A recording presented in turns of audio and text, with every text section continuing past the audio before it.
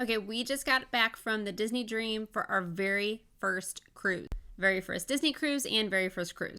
We are a family. We have 2 small kids. They are under the age of 7. I'm going to give my best tips for character meets because that was something that was different than what I was used to at the parks.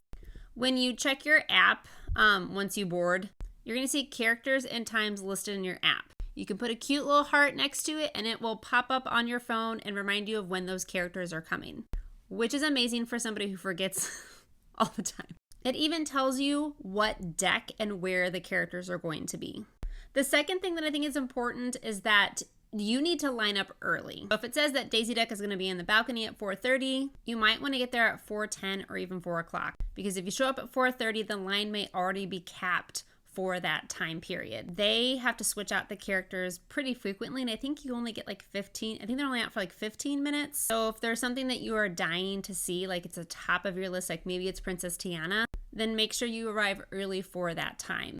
But also remember that they're going to be out multiple times throughout your cruise. We were on the Dream for 4 nights and saw so many characters. We tried to cram in so many characters like the first day and day and a half. And I wish we wouldn't have done that, even though like the characters' costumes do change, which is really cool. So like if you see Minnie Mouse in a sailor outfit, the next evening you might see her in like a fancy ball gown. But just remember that like you don't have to see every single person in one day. The only characters that I think are rare and are only out for one day on our cruise was Captain Jack and then Captain Hook and Smee.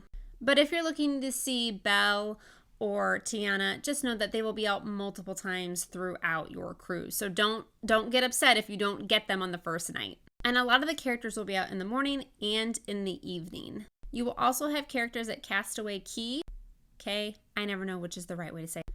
If you walk, don't take the tram. Our server told us this tip and it was so much fun. We walked from the boat to Castaway and we were able to see Mickey as well as Goofy, Pluto, and then Chip and Dale stopped on their golf cart to wave at us as we were walking. But just remember to relax. We found our cruise to be much less stressful than a day at the parks as far as characters are concerned. Once we realized like, hey, we don't have to do this all in one night, we had a blast like fitting it in here and there while also enjoying the rest of what the cruise ship has to offer. I will be doing more tips for our first time cruisers, so let me know in the comments if you want to hear anything else.